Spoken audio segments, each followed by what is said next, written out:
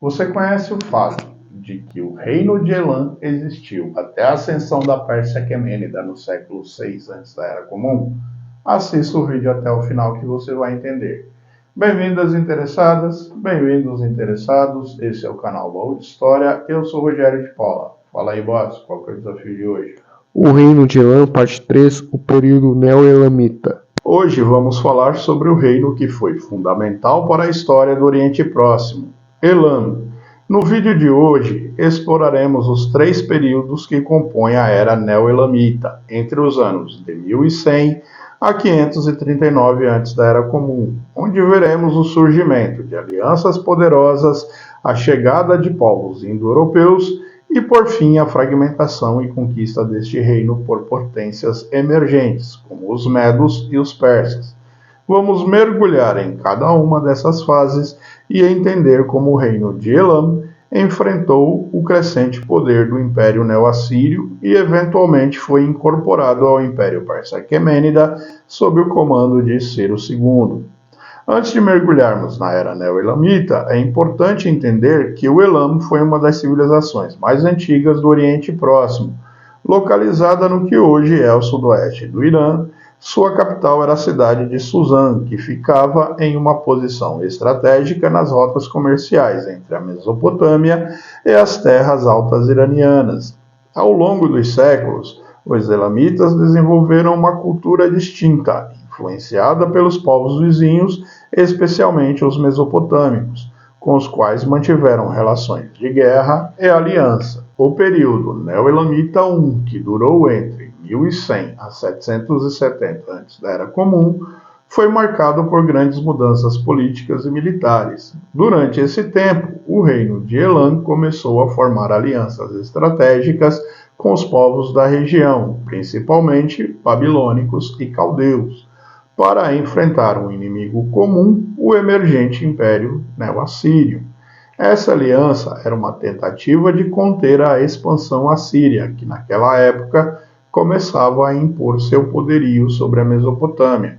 Embora a historiografia desse período seja limitada, sabe-se que as elites elamitas desempenharam um papel crucial para reforçar esses laços diplomáticos e militares.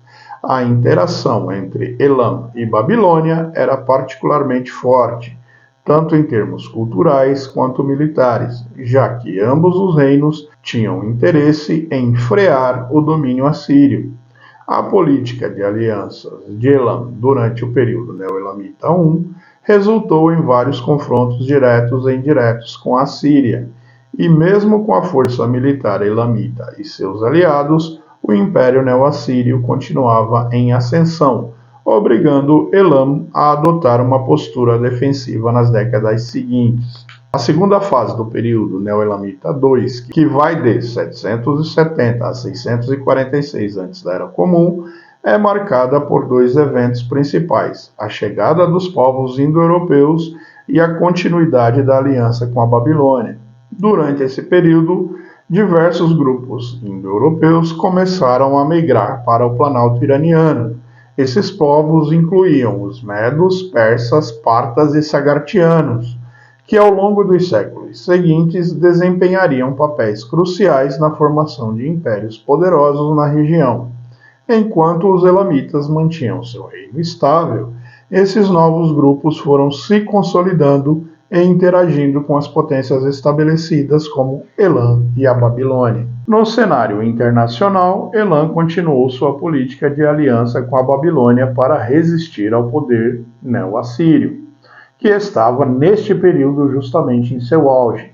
Os elamitas participaram de várias campanhas militares ao lado dos babilônios, tentando enfraquecer o domínio assírio.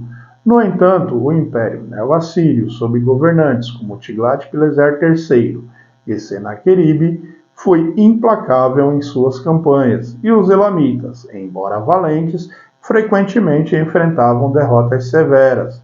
Por exemplo, uma das mais famosas campanhas contra o Elam foi liderada pelo rei Assurbanipal da Assíria.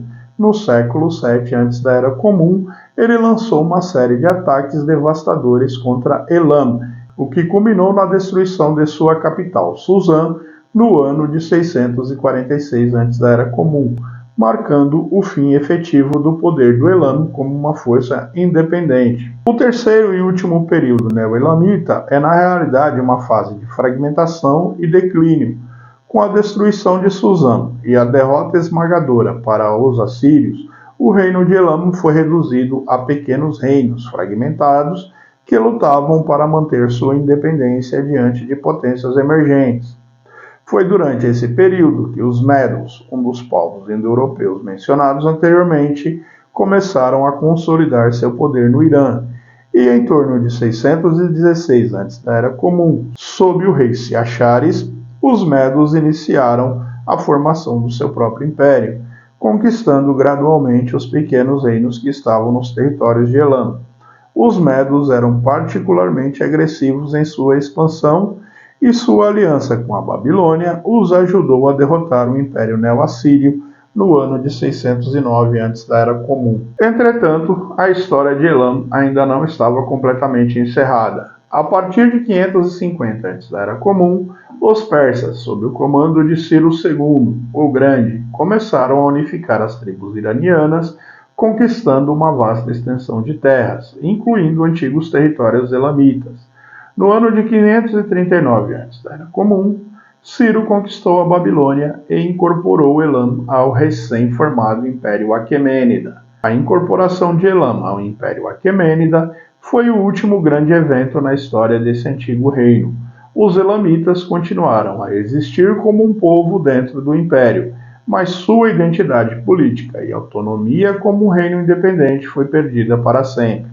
O reino de Elam foi um dos mais antigos e importantes reinos do Oriente Próximo, desempenhando um papel vital em várias alianças e conflitos da região, especialmente durante a Era Neo-Elamita.